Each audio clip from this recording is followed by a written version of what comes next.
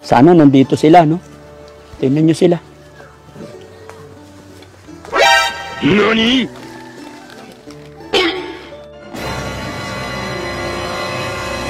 Hindi ko alam kung naman. Tingnan. Tingnan. Ano ba yun? Tapo.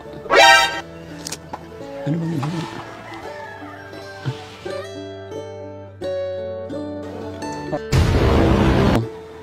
Kumusta? Anong ginagawa nyo? Yung puro ganito lang araw-araw, no? Okay, sana wag niyong mamasamayin pa yung mga anak ko na kayo, ha? So kaya kami nandito mga kababayan dahil may ipapaabot ang Team Rise Above, kaya ako bumalik sa inyo, no? Ito.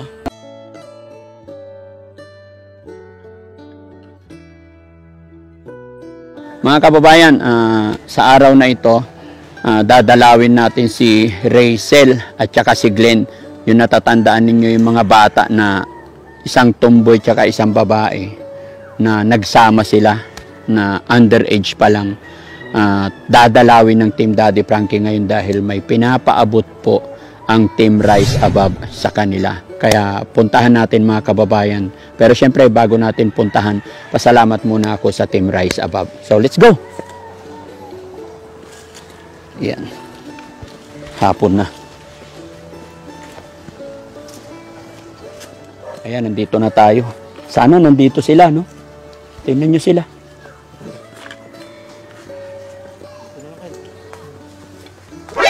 NANI?!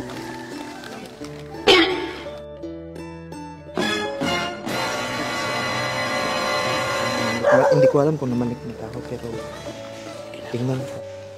Tingnan. What? Parang may ginagawa yung dalawa. Ano ba yun? Tingnan nyo kung anong ginagawa. Tawagin nyo.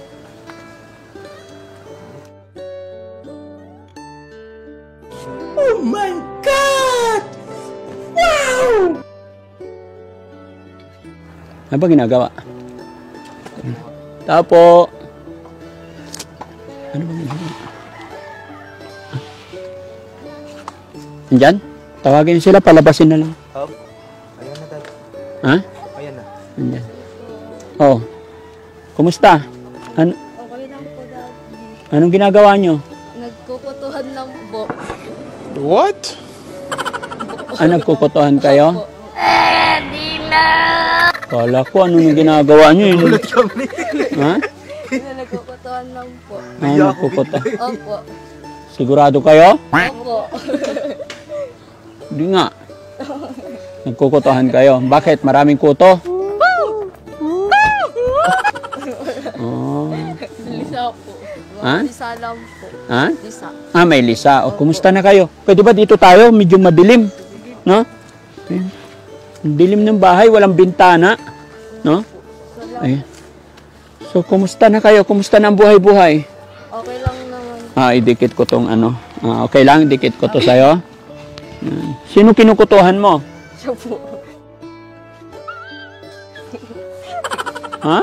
Kinukutuhan mo siya? Opo. Bakit paano nagkuto? Bakit nagugulat ang mga kasama ko? Oh, kayo. Ha? Guto lang po. Kuto lang. Opo. Ba't kayo tumatawa? Gulat po kasi kami. Nagulat kayo sa amin. Okay. Kami nga nagulat itong mga kasama ko eh. Oh, ayos ayos yung kutuhan ninyo Tanghalin tapat? Okay, so sige. Kumusta ang New Year natin mga anak? Okay lang naman. Okay lang naman. Dito rin kayo nag-New Year? Opo. Saan yung kapatid mo na isa? Na-uwi na po kay mama po. Nasa mama mo ngayon? Opo. Hindi pumasyal ang mama mo dito nung New Year? Hindi po kasi Pasko lang po. Anong Pasko nandito rin? Kasi po ano po siya, na-hospital. Na-hospital po. Na-hospital? Anong nangyari? Anong hospital? Na-confine po siya sa UTI. Dapat drink water lang, no? Baka malakas sa soft drinks. Filipino habit, no? Nauhuli ang tubig. Pag matamis, go. Kailangan more water, no? Yan. Anong handa nyo nung New Year? Spaghetti lang po. Spaghetti lang. Kumusta naman ang pagsasama nyo? Ayos lang. Maayos naman. Dalawa kayo. Nakita ko kanino yung mga kalakal doon? Sa amin po. Ah, yun ang ano. Ba't hindi kayo nangalakal ngayon? Bakit nga po sana kami? Aakyat kayo. Kaya lang, may ginagawa kayo. Ha? Nadudulas na kayo. Nagkukuto. Opo. Ayan mga kababayan, oh, tignan nyo po yung hanap buhay nila dito sa likod ng bahay. Ayan. Ito po yung, ito po yung kanilang kalakal. Ayan. So, gaano kadami, kailan nyo yan ibibenta? Pag, ano po, Sabado po. Pag Saturday. Every Saturday ang benta nyo, lingguhan. Ano Minsan po, pag po. linggo po kasi sarado po dyan. Sarado ang shop pag Sunday. Dito tayo, nasisilaw ako. Ayan, dito kayo.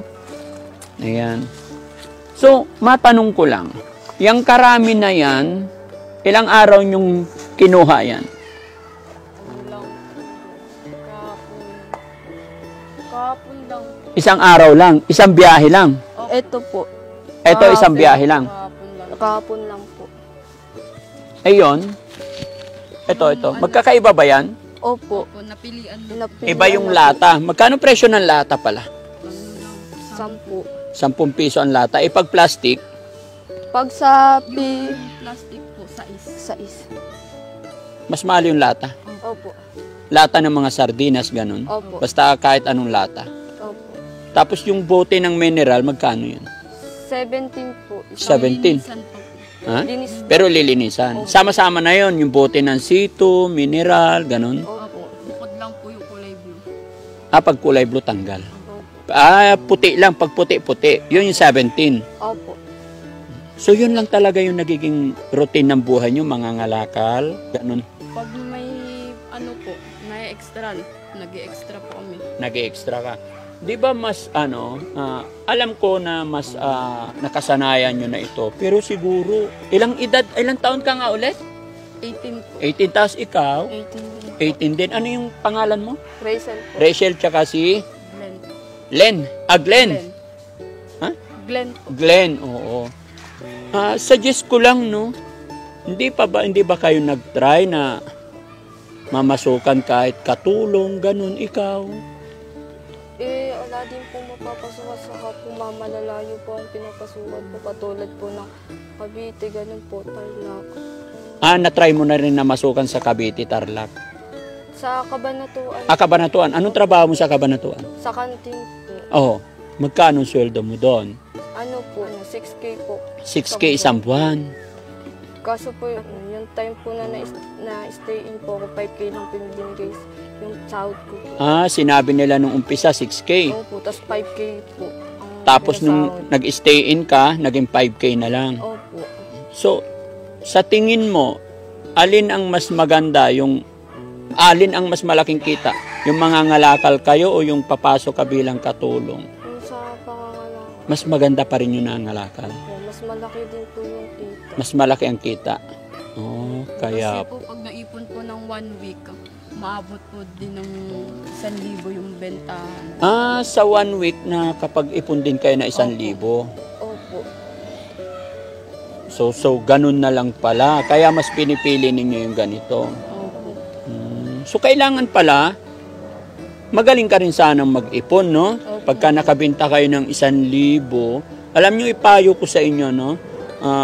Okay na yan, nandyan na yan eh. Talaga nagmamahalan kayo, wala nang si Daddy Frankie. Nasa inyo na yan. Pero ang gusto ko lang ipayo sa inyo, kung sa loob ng 1 linggo, kumikita kayo ng 1,000, kunting dagdag sipag pa para maging 1,200. Sa tingin mo, pag sinipagan nyo araw-araw, kakayanin nyo ba yung 1,200 sa loob ng 1 linggo? 6 days? Opo, kaya. Kaya.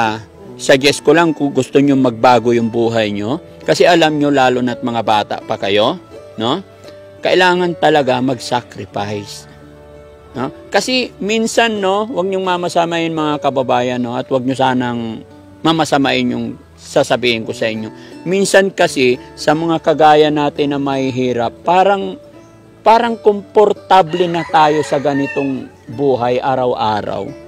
No? So, parang napakahirap naman na araw-araw ganun na lang. Paano pag dumating yung time na matanda na tayo tapos wala tayong ipon, wala tayong magandang titirhan. Paano pag nagkasakit tayo? 'Di ba? Suggestion ko lang 'yun, ah. What if kung sinasabi nyo kaya nyo 1,000 linggo-linggo, dagdag sipag pa, kailangan nyo magsakripisyo talaga. Lalo na't mga bata pa kayo. Ngayon, kung kumita kayo ng 1,200, what if yung 500 na kita nyo is ipunin nyo, itago nyo na lang ng itago. Tapos i-budget ninyo talaga pagka-share ninyo yung 700. Siguro sa loob ng 1 taon may ipon na kayo, makakapagpatayo kayo ng bahay. Diba? Try ninyo yun. Tapos makakabili kayo ng mga paunti-unti mga gamit. Ha? Hindi nyo ba na-try mag-ipon? Na-try na po. O, ano nangyari? Magastos lang din po. Nagastos din. O, kasi sa mismanage yun. Yung tinatawag na tayo, pag may pera tayo, dito lang muna ako, tulog muna ako, magkukutuan muna kami. Diba? Sana kahit may pera pa tayo, tuloy-tuloy ang trabaho para makapag-ipon, no? Suggestion ko lang. Pag-isipan yung maigi, pag-aralan ninyong maigi kasi mga bata pa kayo, no? Kasi lahat naman lahat nagsisimula sa maliit, lahat nagsisimula sa mahirap.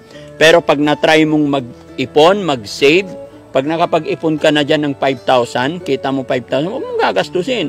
Dagdag ka lang ng dagdag. Pag nakikita mong lumalaki, lalo kang nagpupursige na palakihin yung ipon mo. Lalo na kung may gusto kang maabot, gustong pangarap talaga, gusto kong bumili ng, gusto kong magpatayo ng sariling bahay, mag-ipon ako. Mangyayari yon. Kailangan may goal ka. Kailangan mayroon tayong tinatarget. No? Kailangan may plano tayo sa buhay. Kailangan may pangarap tayo. Hindi lang yung puro ganito lang araw-araw, no? Okay, sana wag niyong mamasamahin pa yung mga anak ko na kayo Okay, so kaya kami nandito mga kababayan dahil may ipapaabot ang Team Rise Above kaya ako bumalik sa inyo. Nung napanood kasi nila yung videos ninyo, so may nagbigay ng 5,000 para sa inyo. Si Tita Hana, ang Team Rise Above. No? Ito. 1, 2, 3, 4, 5. O, di ba? Tulad nito, paano nyo gagastusin yung 5,000? Yung iba po yung pambibili po ng pagkain, bigas. Excuse me. Bibili ng Pagkain po. bigas. Pero hindi po may pera, hindi kayo maghahanap buhay. Kailangan tuloy-tuloy pa rin yung paghahanap buhay. Opo. Araw-araw tapos itabi ninyo yung pera hanggat maaari mag-ipon gaya na itinuro ko sa inyo. No? Tatandaan ninyo yung sinabi ko. Lahat nagsisimula sa maliit. No? Pag naumpisahan mo na mag-ipon, pag naumpisahan mo nang nagkaroon ng isang bagay, nakaka-addict po ang mag-ipon, nakaka-addict mangarap. Pag nasimulan nyo na yan, tuloy-tuloy. Hanggat wala kayong sinisimulan, walang mangyayari. Kailangan gumawa kayo, magsimula kayo. Magsimula kayo mangarap. Diba? Hindi habang buhay, ganyan na lang kayo mga anak. Mangarap kayo. Hindi pwedeng habang may malakas, sige okay lang, may isasaing, okay na. Dito muna tayo, wag. Kasi hindi habang buhay may tutulong. No? Okay? Ayan, so paano? Baka naabala ko na kayo. No? At gaya ng sinabi ko, ayan, mangarap kayo. Magsikap kayo. Okay? Magpakatatandaan ninyo yun. No? So mga kababayan, maraming salamat po. Lalong-lalo na dun sa mga tumutulong sa ating mga kababayan kagaya nila. Maraming salamat po sa mga sponsor natin na walang sawang nagtitiwala kay Daddy Frankie na ipapadaan ninyo sa akin yung mga tulong natin sa mga kababayan. Especially po ang Team Rise Above. Team Rise Above, mabuhay po kayo. Ako'y walang sawang magpapasalamat din sa inyo. Yan, pasalamatan natin ang Team Rise Above, mga kababayan natin. Maraming salamat po sa nagpabigay po ng tulong sa amin. At maraming salamat din po sa inyo. Siyempre, lahat ng biyaya, blessing na dumarating sa atin, papasalamat tayo kay God lagi. Isang guni natin lahat parati, lahat ng ating gagawin, pag-pray natin, no? Opo. Magsikap lang kayo, ano? Opo. Okay? So, Team Rise Above, maraming salamat sa pangunguna po yan ni Tita Hani S. At saka si Linlin Garrido, Lisa Liabres, Carmi K. Official, Stariray, at saka Rizky tulungan mo ko. Sino pa yung mga hindi ko nabanggit dyan? Flirty Sadi, Flirty Sadi. Pinay sa Isla. Pinay sa Isla. Siyempre si Chari Pamitan. Shari Pamitan. At yung paborito. Paboritong biyanan. Si Charm. Charms. Ayan. At saka si Marines. Merins Official at saka si Aling Rochelle. So mga kababayan, maraming salamat po. At syempre, kay Ma'am Maria Paz Okoshi, ayan, shout out po. At saka kay Ma'am Lani and Wonder Woman, mga kababayan, shout out po kay Ma'am Lani. Mabuhay po kayong lahat, mga kababayan ko. Ganon din sa mga kababayan nating OFW, yan, shout out po. At mga kababayan natin na nasa ibang bansa. God bless po sa atin lahat and Happy New Year po. Ano masasabi nyo ngayon? Happy, may pambili ng bigas, ha? Bilhin nyo ng nararapat. Pero yung sinabi ko, mag-ipon, okay? Opo. Thank you sa Team Rise Above. Sa binigay niyo pong 5,000, malaking tulong na po to sa amin. At maraming salamat din po kay Daddy Frankie na naging tulay po para makarating po dito sa amin. Maraming salamat po sa 5K po neto. Malaking tulong na po dito po sa amin. Lalo na po kay Daddy po, Frankie. Maraming salamat po.